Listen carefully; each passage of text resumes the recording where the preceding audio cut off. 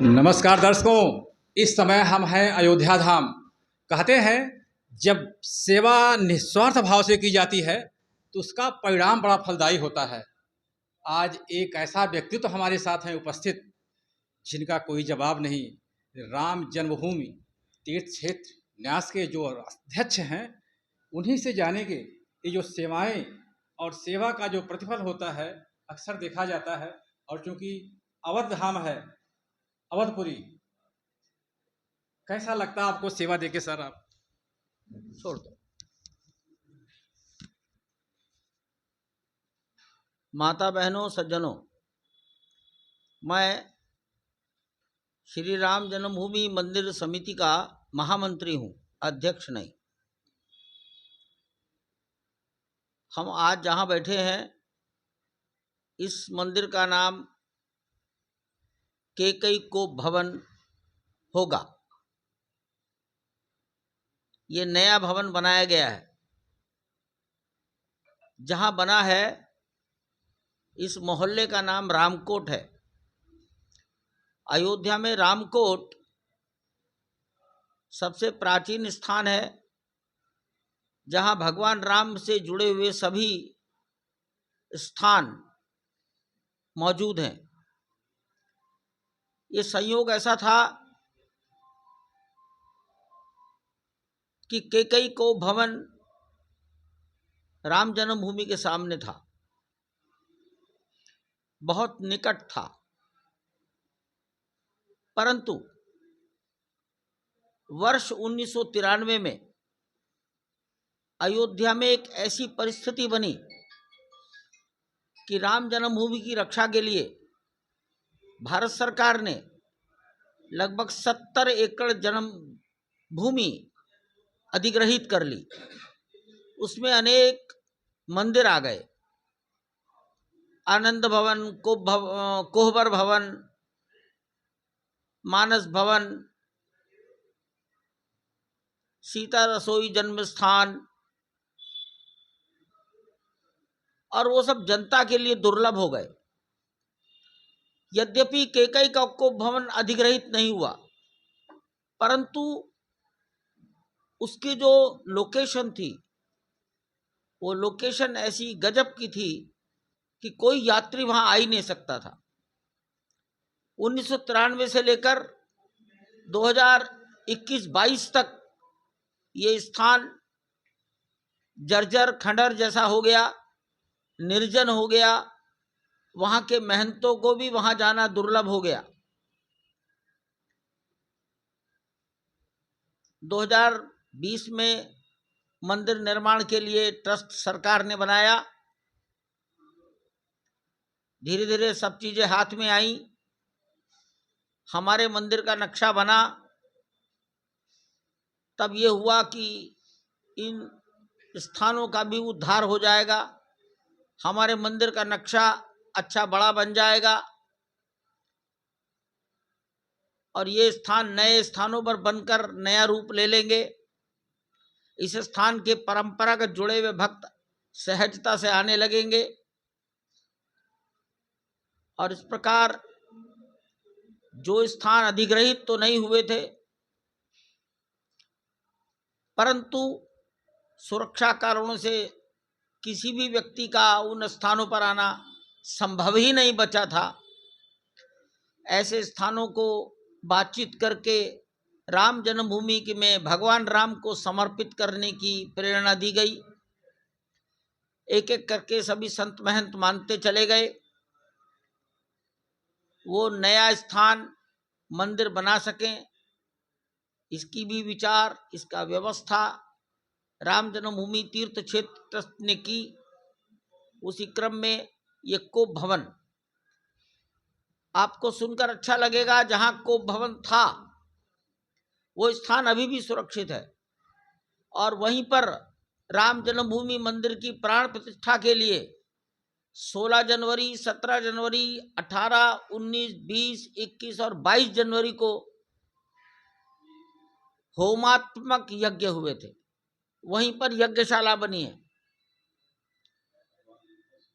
प्राण प्रतिष्ठा के पश्चात उसी कोप भवन के स्थान पर उन्हीं यज्ञशालाओं में 48 दिन की मंडल पूजा भी संपन्न हुई थी। वो मंडल पूजा कर्नाटक में उडुपी कृष्ण मठ के उपासक आचार्य पेजावर मठ के जगत गुरु मध्वाचार्य विश्व प्रसन्न तीर्थ जी महाराज ने 48 दिन की मंडल पूजा उन्हीं यज्ञशालाओं में की थी। तो एक प्रकार से वह कोप भवन 16 जनवरी से लेकर 10 मार्च तक निरंतर होमात्मक यज्ञों का स्थान है। स्थान भी धन्य हो गया। कोप भवन बहुत सुंदर। राम जन्मभूमि मंदिर के ठीक ईशान कोण में है। अभी 2 दिन से उन्हीं यज्ञ मंडपों में सायंकाल 5 बजे से 7 बजे तक 2 घंटे के लिए सीताराम सीताराम का कीर्तन प्रारंभ किया है। वो कोप भवन की वो धरती वो बहुत ही अच्छी शुद्ध धरती है। स्वाभाविक रूप से ईशान कोण में वहां एक कुआं भी है। ईशान कोण में जल का स्रोत अच्छा माना जाता है।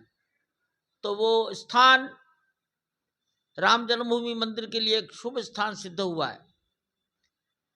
उस स्थान के महंत जी ने ट्रस्ट की बात मानी, स्थान समर्पित किया और नए स्थान पर मंदिर बनाने की व्यवस्था हुई। आपने बड़ी तन्मयता से शायद 1 वर्ष की अवधि में ही और इस भवन का इस मंदिर का निर्माण कर लिया। केकई कोप भवन।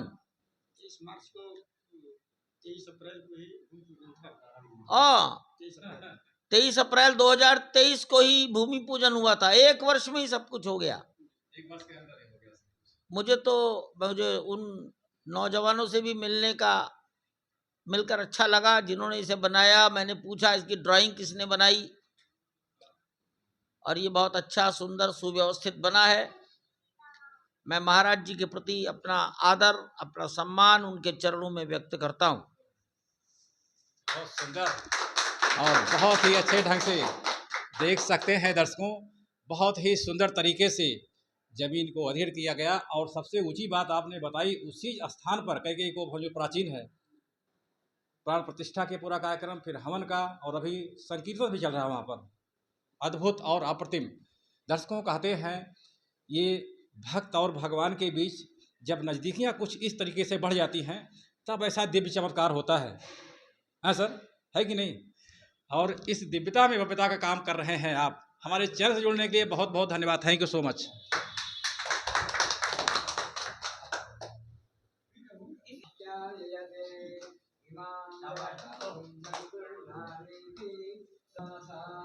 हमारा जो साथी है ठेकेदार काम को कराता है,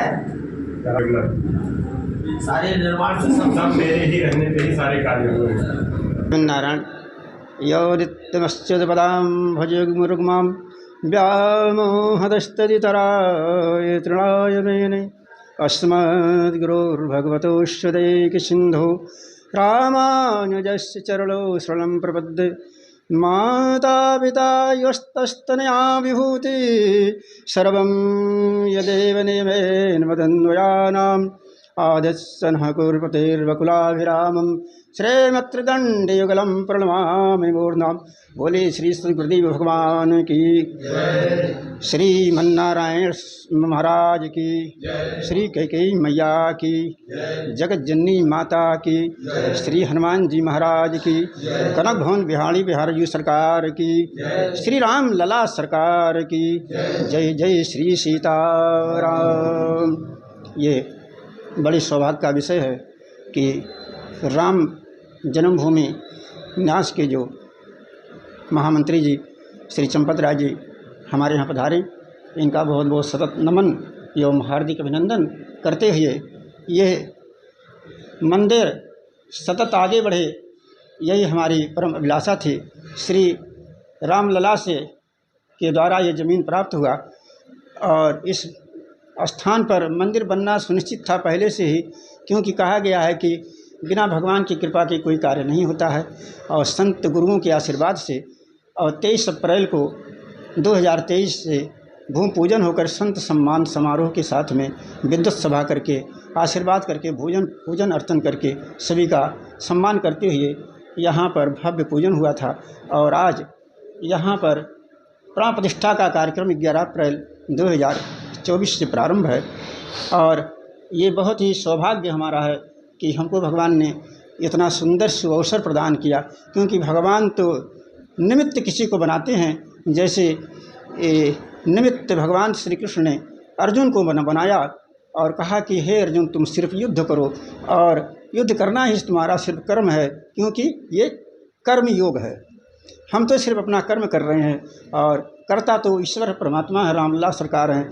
ये उन्हीं के चरणों में सतत नमन करते हुए नीलाम भजस्यामलकोमलांगम सीता समारोपित वाम भागम पाणौ महासायकि चारुचापं नमामि रामं रघुवंशनाथं यत्र यत्र रघुनाथ कीर्तनं तत्र तत्र कृतमस्तकाञ्जलिं बाष्पवारि परिपूर्णलोचनं नमामि नमत राक्षसान्तकं। बोलिए श्री हनुमान जी महाराज की, बोलिए श्री सीताराम जी महाराज की। इन्हीं के साथ सभी को वंदन करते हुए जय श्री राम। आते थे तो यहाँ जमीन वैसे ही पड़ी थी, तो हम लोग आकर के देख के जाते थे काम।